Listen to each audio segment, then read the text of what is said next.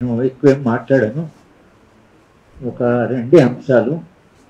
ఒకటి ప్రజా సంఘాలు ఇవాళ ఛత్తీస్గఢ్లో జరిగిన సంఘటన గురించి మాట్లాడే క్రమంలో మనం ఆదివాసీ పోరాటాల చరిత్ర చెప్పకుండా మనం ప్రజల దగ్గరికి పోవడము సాధ్యం కాదు.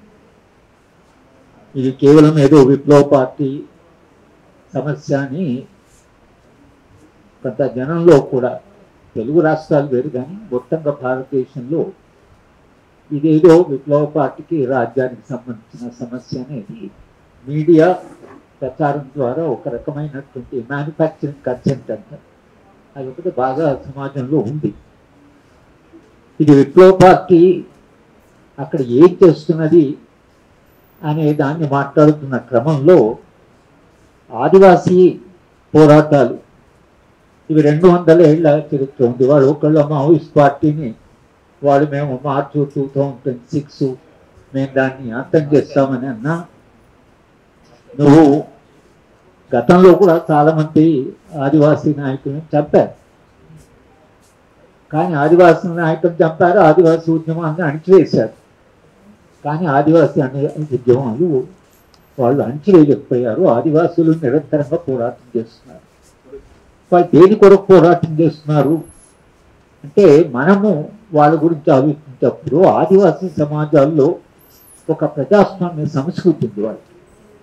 వాళ్ళకు స్వార్థము, డబ్బులు కూడబెట్టుకోవడము, సుఖంగా జీవించడము ఇలాంటి వాళ్ళకి ఏం లేవు. వాళ్ళకు పాపము ఒక సమిష్టి జీవనము, ఆ అడవి మీద నమ్మకము, ఆ అడవి మీద ఆధారపడి జీవించడం. అంత అమాయకులు, తర్వాత ఏ అక్యుమిలేషన్ లేనటువంటి లేదా ఆస్తులు కూడబెట్టుకోలేనటువంటి మనుషులు కూడా ఈ సమాజంలో ఉన్నారు.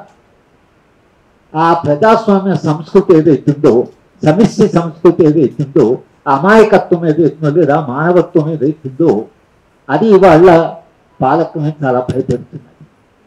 ఇది మనము స్పష్టంగా అర్థం చేసుకోవాలి. అక్కడ ఒక జీవన విధానాన్ని కూడా వాళ్ళు ధ్వంసం చేయాలనుకుంటున్నారు. కనుక దాంట్లో భాగంగానే ఏం జరుగుతుంది, సజయ్ గారు చెప్పినట్లు అక్కడ ఖనిజ వనరులు, ఆ ఖనిజ వనరులు ఇవాళ అక్కడ బంగారం కూడా ఉందని 200 హెక్టార్లు అది కూడా చెప్తున్నారు. కాబట్టి ఆ ఖనిజ వనరుల కొరకను వాళ్ళు ఏదైనా చేయడానికి సిద్ధంగా ఉన్నారు.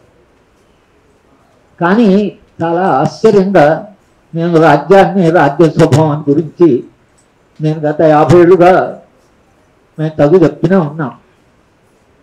కానీ ఇవాళ రాజ్యము చాలా బలంగా ఉంది, భయపడుతున్నది, తర్వాత అది ఏదైనా చేయడానికి సిద్ధంగా ఉన్నది. ఇంత విపరీతమైన బలగాలు ఉన్నాయి, ఇంకా చాలా బలగాలను పెంచుకున్నారు. టెక్నాలజీ ఉంది, ఇజ్రాయిల్ టెక్నాలజీ ఉంది, మీడియా మొత్తం వాళ్ళతో ఉంది. ఇంత బలమైన రాజ్యం అని అనుకుంటున్న రాజ్యము శవాలని ఇవ్వడానికి ఎందుకు అంత వెనుక ముందవుతుంది అంటే, ప్రధానంగా వాళ్ళు శవాలు ఎక్కడ ఇవ్వలేదు, తెలుగు రాష్ట్రాలు శవాలు ఇవ్వలేదు. ఛత్తీస్గఢ్ శవాలని వస్తూనే ఇచ్చేశారు. ఐడెంటిఫికేషన్, వెరిఫికేషన్ కూడా బేలాబాద్గా చెప్తున్నది, అన్ని శవాలను ఇచ్చేస్తున్నారు. వాళ్ళు బంధువులా కాదా అని. తెలుగు రాష్ట్రాల శవాల దగ్గరకు వచ్చేవరకు మొన్న రేణుక గారు చనిపోయినప్పుడు జరిగిన పెద్ద సభ, లేదా తెలంగాణలో పురుషోత్తం చనిపోయినప్పుడు 1000 మంది, ప్రభాకర్ రెడ్డి చనిపోయి 1000 మంది, అమరులు ఎవరైనా కూడా లక్షల మంది, 1000 మంది చేస్తున్నారు. ఇది వాళ్ళని భయపెడుతున్నారు. శవాన్ని ఎందుకు ఇవ్వడం లేదంటే, ఇవాళ కేశవరావు గారి శవం శ్రీకాకుళంకి వచ్చిందంటే, మీ గంటి ప్రసాదం గారి శవయాత్రకు వెళ్ళాను నేను. 1000 మంది, ఆయన ఇంట్లో లేడు, శ్రీకాకుళం అంత ఉద్యమాలనే ఉన్నాడు. ఇవాళ తప్పకుండా కేశవరావు గారి శవం వస్తే వేలాది మంది ఆ శవయాత్రలో పాల్గొంటారు. ఇవాళ రాజ్యము ఆ శవయాత్రలో 1000 మంది వస్తే దానివల్ల జరిగేది ఏమిటి? వీళ్ళకి ఏం లేదు, ప్రజల్లో వీళ్ళకి పాపులారిటీ లేదు, వీళ్ళంతా యాంటీ సోషల్, సంఘ వ్యతిరేక శక్తులు అని ఏ ప్రచారం ఏం చేశారో, ఇంత సంఘ వ్యతిరేక శక్తులు అయితే ఆయన శవయాత్రలో లేదా ఈ వాళ్ళ చనిపోయిన వాళ్ళ శవయాత్రలో లక్షలాది మంది ఎందుకు వస్తున్నారంటే రాజ్యానికి అర్థం కావండి, లేదా అర్థమైంది. కానీ ఇది మళ్ళీ ఒక ఇన్స్పిరేషన్. మళ్ళీ ఈ శవయాత్రలో చాలామంది పాల్గొనడము, దాంట్లో స్లోగన్స్ ఇవ్వడము, పాటలు పాడడము, ఆయన జ్ఞాపకాలు పెట్టుకోవడం, ఎక్కడ సమాజంలో ఇది ఒక స్ఫూర్తినిచ్చి ఉద్యమానికి బలం ఇస్తుందో అనే భయం వాడికి. అందుకనే వారు శవాలను ఇవ్వకుండా, ఎవరు చెప్పకుండా చట్టానికి వ్యతిరేకంగా నిన్న చాలా ఆశ్చర్యంగా మేము NHRCకి ఒక పిటిషన్ వేశాం. నా పేరు మీద వేశాం. కవితా శ్రీవాస్తవ కొంచెం మాట్లాడుతున్నారు. ఆమె ఏంటంటే మీ పేరు మీద వేస్తేనే దానికి బలం ఉంటుంది కనుక మీ పేరు మీద వేద్దామన్నారు. వేశాము. ఏమని వేశాము? శవాలు ఇవ్వండి, శవాలు ఇవ్వండి అని 7 గంటలకి సాయంత్రము NHRCకి పంపించాము. నాకు OTP కూడా వచ్చింది. అర్ధగంటలో శవాలని దానం చేశారు. శవాల్ని ఇవ్వండి అని ఇచ్చిన పిటిషన్ మార్చవలసి వచ్చింది. ఇప్పుడు దాని మీద ఎంక్వైరీ చేయించండి, శవాలని ఎందుకు దానం చేశారు, శవాలని ఇవ్వాలి కదా అని మళ్ళీ మార్చి ఇవాళ మళ్ళీ ఓ పిటిషన్ వేశాం. అంటే ఎంత తొందరగా అసలు పరిస్థితి మారుతున్నదని చెప్పడం కొరకు చెప్తున్నా. ఇంత తొందరగా పరిస్థితి మారినంటే వాడు ఒక ప్యానిక్లో ఉన్నాడు. ఇదేం ఆగటట్లేదు, వీళ్ళు ఎట్లయినా తీసుకుపోతారు, లేకపోతే బయట కూడా జరుగుతుంది, సుప్రీంకోర్టులో కేసు వేస్తున్నారు. ఇవన్నీ జరగకముందే దహనం చేసిన తర్వాత చూద్దాం ఏమైతే. అడిగితే ఎంక్వైరీ అడుగుతారు, అడగండి. ప్రొసెషన్ కంటే ఎంక్వైరీ వాళ్ళకు ఈజీ కనుక. ఒక రకంగా ఇంత బలమైన రాజ్యము, ఇంత బలమైన ప్రధానమంత్రి, ఇంతవరకు బహుశా దేశంలో ఇంత పవర్ఫుల్ హోమ్ మినిస్టర్ అందరూ భయపడుతున్నారు, మినిస్టర్ దగ్గర నుంచి భయపడుతున్నారు. ఇంతమంది భయపడుతున్నా శవానికి వీళ్ళు ఎందుకు భయపడ్డారనేది ప్రశ్న. అంటే రాజ్యము తాను అనుకున్నంత బలంగా లేదు, తాను అనుకున్నంత ధైర్యంగా లేదు. రాజ్యము ఒక బలహీనమైన స్థితిలోనే ఉంది, ఒక డిఫెన్స్లో ఉంది. కనుకనే వాళ్ళు శవాలను ఇవ్వడానికి ఇవాళ ఈ పని చేశారు. సరే, శవాన్ని ఇవ్వకపోవడం వలన ఇస్సేం జరిగేదో కానీ ఇవ్వకపోవడం వలన దేశం అంతా తినించేస్తారు. ఎట్లయినా శవాన్ని ఇచ్చినా శవాన్ని ఇవ్వకున్నా వచ్చే పరిస్థితి ఏమిటంటే అందరూ స్పందిస్తున్నారు. తర్వాత దేశంలో ఆల్రెడీ ఒక పెద్ద స్పందన ఉంది. మేము లక్ష్మణ్ చెప్తుంటాడు, మేము జాతీయ స్థాయిలో కమిటీ ఒకటి కోఆర్డినేషన్ కమిటీ ఫర్ పీస్ అని చేస్తాము. 30 సంస్థలు ఉన్నాయి, 45 మంది వచ్చారు. మేము అక్కడ ఒక రకంగా దేశవ్యాప్తంగా ఉద్యమం, 8 రాష్ట్రాల్లో ఉద్యమం జరుగుతుంది. సరే, ఉద్యమాలు జరుగుతున్నాయి దేశవ్యాప్తంగా, జనం కదలేదు. ఇక్కడే కాదు, 8 రాష్ట్రాల్లో ఉద్యమాలు జరుగుతున్నాయి. కనుక ఈ ఎన్కౌంటర్ ఏదైతుందో ఇది ఒక కాస్త చలనం లేదేమో, సమాజంలో స్తబ్దత ఉందేమో, మనుషులేంటి ఇంత స్తబ్దంగా ఉన్నారు అంటే 20 మందిని 30 మంది చెప్తున్నా చలనం లేదేంటి సమాజంలో అనేదైతే మన అందరము ఒక స్థాయిలో ఏమైంది సమాజానికి అనుకున్న దశలో ఈ ఎన్కౌంటర్, ఈ ఎన్కౌంటర్ మొత్తం సమాజాన్ని చలనంలోకి నెట్టింది. ఎంత చలనం అంటే సమాజంలో చలనం యొక్క వేగ పెరిగింది. ఇవాళ అక్కడ ఢిల్లీలో జరిగిన సభ కానీ మేము రాహుల్ గాంధీ కలిసాము, వాళ్ళు కూడా మేము స్పందిస్తామన్నారు. ఖర్గేని కలిసాము, ఇది తప్పేనన్నారు. అక్కడ జరిగేది అక్కడ జరుగుతున్నది. ఇవాళ ఇక్కడ తెలంగాణలో ఈ 10-11 కమ్యూనిస్ట్ పార్టీలు అందరూ ఒక్కచోట కూర్చొని ఉదయం నుంచి చాలాసేపు గంటల తరబడి మాట్లాడి మనం ఏదో చెయ్యాలి, మనం ఏదన్నా చెయ్యాలి. కేసీఆర్ గారు ఒక పెద్ద సభలో, 1000 మంది ఉన్న సభలో వాళ్ళు శాంతి చర్చలు జరపాలని జనం అంతా శాంతి చర్చలు, ఇది ఒక పెద్ద చైతన్యం సమాజంలో. లక్షల మంది ప్రజలు శాంతి చర్చలు జరపాలంటున్నారు. కనుక మొత్తంగా సమాజంలో ఒక చలనం వచ్చింది. ప్రజా సంఘాలు ఈ చలనాన్ని ఎట్లా కాపాడుకోవాలి, ఏ చలనం అయితే వాళ్ళ సమాజంలో వచ్చిందో ఈ చలనాన్ని మన వేగాన్ని పెంచగలమా లేదా, కానీ ఈ చలనాన్ని కాపాడుకోవడము ఇవాళ మనందరి అవసరం. కనుక మీరు గ్రామీణ ప్రాంతంలో కానీ డిస్టిక్లో కానీ ప్రజా సంఘాలన్నీ కూడా ఎక్కడో హైదరాబాద్లో మీటింగ్ జరగాలి, హైదరాబాద్లో సభ జరగాలి. సరే, హైదరాబాద్లో సభ జరగాలని కమ్యూనిస్ట్ పార్టీలు నిర్ణయించుకున్నాయి, వాళ్ళే సభ నిర్వహిస్తామన్నారు. పెద్ద ఎత్తున అన్ని పార్టీలు వచ్చి జనాన్ని వాళ్ళు సమీకరిస్తామన్నారు. సరే, వాళ్ళు ఏం చేస్తారో వాళ్ళు చేయనివ్వండి, దానికి మన మద్దతు ఉంటుంది. కానీ హైదరాబాద్ కాకుండా కింది స్థాయిలో ప్రజల మీద ప్రభావం ఉండాలంటే మాత్రం జిల్లా స్థాయిలో అంత కింది స్థాయిలో మనం ఏం చేయగలం అనేది ఎవరు ఏ సంఘము తనకు తానుగా ఒక డైరెక్షన్ రావాలి, పైనుంచని కాకుండా మీ బాధ్యతగా మీరు ఒకవేళ జనాన్ని మొబిలైజ్ చేస్తే అంతిమంగా మిగిలేది ప్రజా చైతన్యం. ఈ దేశంలో ప్రజాస్వామ్య ప్రజా చైతన్యం, విలువలను కాపాడేది ప్రజా చైతన్యం. మనం ఎంత చైతన్యవంతులైనా కింద కదలకపోతే అది అది ముందుకు పోదు.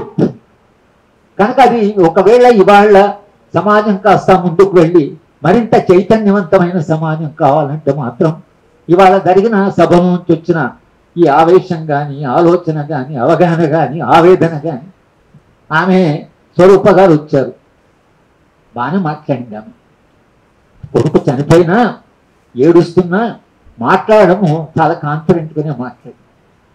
మోడీ తన తల్లి ప్రేమ అని చూపించిన వాడు మరి మాది తల్లి ప్రేమ కాదు అని ఒక ఫండమెంటల్ క్వశ్చన్ అడిగింది, ఒక మౌలికమైన ప్రశ్న అడిగింది.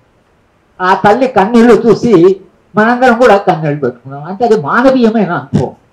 ఒక తల్లి ప్రేమ, ఒక తన కొడుకును కోల్పోయిన తల్లి మన అందరితో వచ్చి తన అనుభవాన్ని పంచుకోవడము మనందరూ కూడా కాస్త మనలో ఉండే మానవీయత కొంచెం మేల్కొంటుంది. అరే ఏంటి తల్లి కన్నీళ్ళలో, ఎందుకంటే కన్నీళ్లలో మానవత్వం చాలా. కనుక ఆమె వచ్చి మనందరినీ ఒక ఊపు ఊపినట్టుగా ఊపింది. మనందరం మాట్లాడిన వేరు, ఆమె మాట్లాడిన 2 నిమిషాలు 3 నిమిషాలు వేరు. ఎందుకంటే అది పూర్తిగా హృదయం నుంచి వచ్చినటువంటి ఆమె ఇక్కడికి రావడం, ఆమె ఇక్కడ మాట్లాడడం, అది ఆమె కూడా ఒక ఊరటనే. నిజానికి ఆమె ఎంతో మాట్లాడదాం అనుకున్నాను. చాలామంది పిల్లలు ఇవాళ తల్లిని చంపుతున్నారు, తాగడానికి డబ్బులు లేదని వాడు మొన్న తల్లి తలకాయ నరికేశాడు పిల్లోడు. బోళ్ళంతమంది పిల్లలు బయట చేస్తున్న పనులకు తండ్రులు సిగ్గుపడుతున్నారు. మొన్న తండ్రి ముసలి తండ్రి వదిలేసి కొడుకు వెళ్ళిపోతే, ఆయన చనిపోతే కుక్కలు వచ్చి శవాన్ని తింటుంటే మున్సిపల్ కార్పొరేషన్కి వస్తే ఆ శవాన్ని, అంటే మానవ సంబంధాలు ఏ దశకు వచ్చాయి. ఇవాళ మీ అబ్బాయి చేసిన పని అదే నువ్వు గర్వపడవలసిన పని, తల్లిగా బాధ ఉంటుంది. కానీ మీరు తల దించుకునే పని చేయలేదు.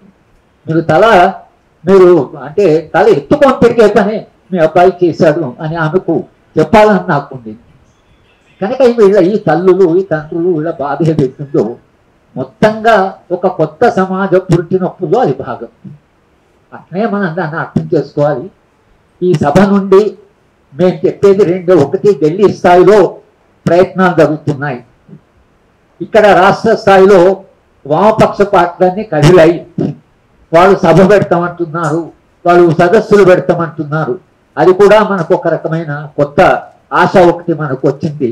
మనం కూడా మన స్థాయిలో మన ప్రజల్ని మరింత చైతన్యవంతపరిచేటువంటి బాధ్యత, చరిత్ర మనం పెట్టింది. ఈ సంఘటన ఒక చారిత్రక పరిణామ క్రమంలో జరిగిన ఒక విషాద సంఘటన. ఒక్క మాట చెప్పి ముగిస్తాను. పార్టీ వాళ్ళు నో స్టేట్మెంట్ ఇచ్చారు. పార్టీ స్టేట్మెంట్ చూస్తే మనం ఇంత అప్సెట్ అయినా కూడా పార్టీ ఎక్కడ డిస్టర్బ్ అయినట్లు అనిపిస్తారు. స్టేట్మెంట్ పార్టీ వాళ్ళు ఏమన్నారంటే కేశవరావు గారిని కాపాడడానికి 25 మంది చనిపోయారు, వీళ్ళైన రక్షణ, ఆయనను మరింత రక్షణ కలిగిన ప్రదేశానికి పొమ్మని పార్టీ నిరంతరంగా చెప్పింది. చెప్తే ఆయన అన్నట్టు నేను కారణం మొదలుపెట్టి పోను, నాకు 70 ఏళ్ళు ఉంటే ఇంకా 2-3 ఏళ్ళు బతుకుతాము, కానీ మాకేం జరిగినా కూడా పార్టీ నాయకత్వాన్ని యువ నాయకత్వానికి ఇవ్వండి అని ఆయన చివరి సందేశం పార్టీకి. అంటే మనిషి చనిపోయే దగ్గర ఉంటే ఆ మనిషి విశ్వాసం ఏంటంటే కొత్త నాయకత్వం వస్తుంది, ఉద్యమాలు ముందు పోతాయనే విశ్వాసం. అదే నిజంగా పార్టీలను ఉద్యమాలను నిలుపుతుంది. కనుక నాకు ఆ స్టేట్మెంట్ చూసిన తర్వాత మనమేమో చాలా అప్సెట్ నిద్ర లేకుండా మనం ఉంటే వాళ్ళేమని ఇంపాదిగా అనాలిసిస్ అన్ని చేసి మనం ఏం చేయాలి, ఎట్లా పోవాలి అని పార్టీ అంటున్నారంటే పార్టీకి తనలో ఉండే విశ్వాసం తనకున్నది. సరే, ఆ రాజకీయాలతో అంగీకరించిన వాళ్ళు అందరూ కూడా ఇవాళ రెస్పాండ్ అవుతున్నారు. కనుక మనము ఈ చారిత్రక సన్నివేశం మలుపు ఏదైతుందో ఆ సందర్భంలో మనం దీన్ని ఎట్లా మనం ప్రవర్తించాలి, మనం ఎట్లా చేయాలి, కలిసి ఎలా పనిచేయాలి, చిన్న చిన్న ఇగోలు అరగెన్సు ఇవన్నీ వాళ్ళే మొత్తం త్యాగం చేసిపోతే ప్రజా సంఘాలు చిన్న చిన్న సమస్యలు కూడా తగులు పెట్టుకుంటున్నటువంటి ఒక పరిస్థితి ఉంది. ఇది దాటాలి మనం. ఆ తల్లి కన్నీళ్ళు చూసినాకనైనా మనం ఆలోచించేది వాళ్ళు మన కొత్త సమాజం కావాలి, కొత్త మనిషి కావాలంటాం. మనమేమో మా పాత మనుషులుగా మిగిలిపెట్టలేదు. మనం కూడా మారాలి, మనం కూడా ఒక ఉన్నతీకరించబడాలి. దాంట్లో భాగంగా ఇవాళ సదస్సు జరిగినట్లుగా భావిస్తూ నేను ఉదయం నుంచి మాట్లాడుతున్నాను, ఉదయం నుంచి పనిచేస్తున్నాను కాబట్టి ఇంకొకరు ఇద్దరు స్పీకర్స్ ఉన్నారన్నారు. అయినా కూడా నేను చైర్మన్ గారిని అడిగి ఈ 10 నిమిషాలు మాట్లాడుకుంటున్నా. అందరి మిత్రులకు ధన్యవాదాలు చెప్పినాను సార్.